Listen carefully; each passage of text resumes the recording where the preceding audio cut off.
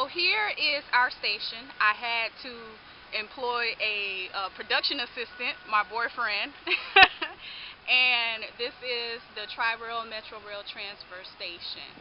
So on the Tri-Rail side, you can definitely see that the aesthetics are definitely better, and the area is more well kept. They have nice landscaping. There's some shading provided by these palm trees.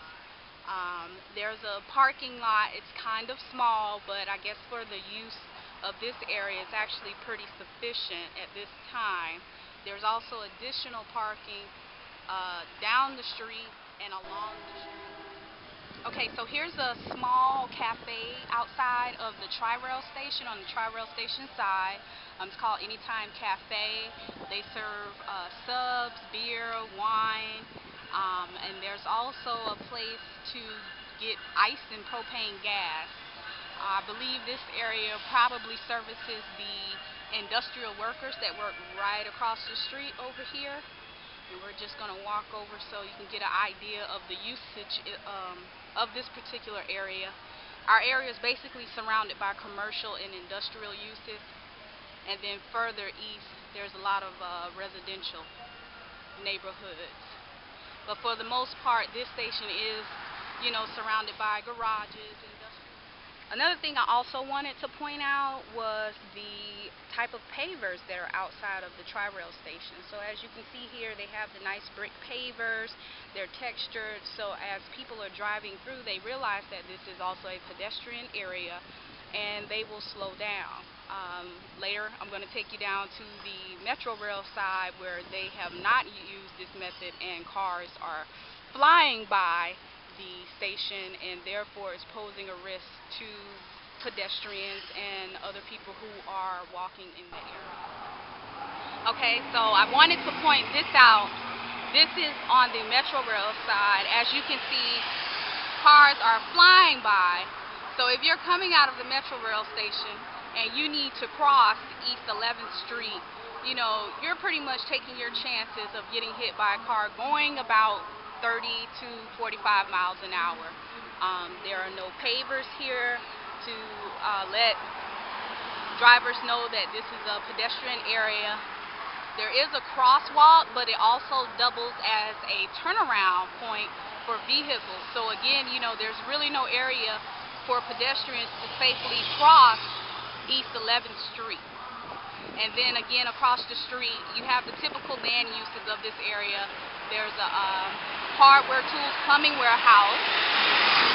The semi-truck just blew past here going about 40 miles an hour. So this is where the danger is on the Metrorail side. You can definitely see the difference. There's graffiti on the buildings here. There's really no specific type of facade used for the commercial areas as well.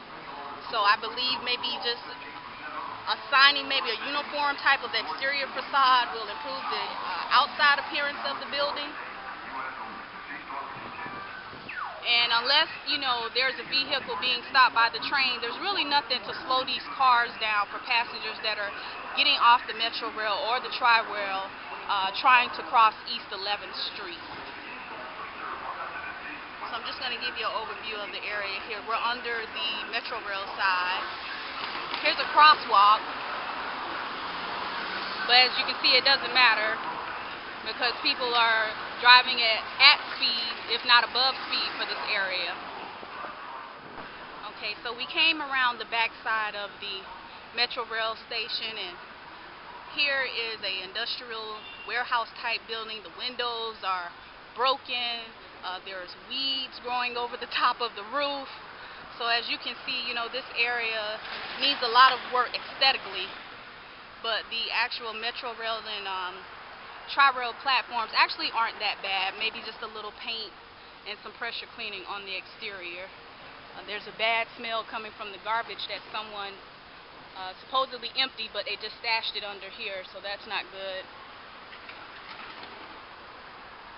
And we're coming back to the platform where the train just left, so now the platform is pretty empty.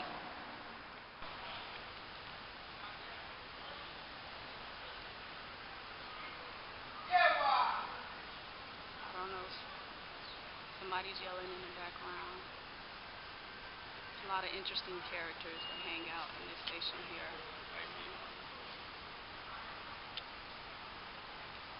My boyfriend doesn't want to be in the shot, no problem.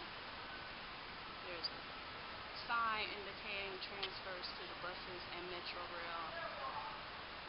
I think you need a little bit more detail than that. If you're not from the area, you might be confused. You might could find your way to the Metrorail. However, there are a number of buses that you may want to catch, and there's actually not any signage directly on the platform to let you know where their stops are located.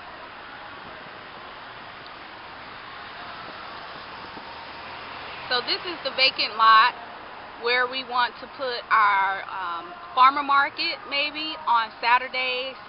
Also, as you can see here,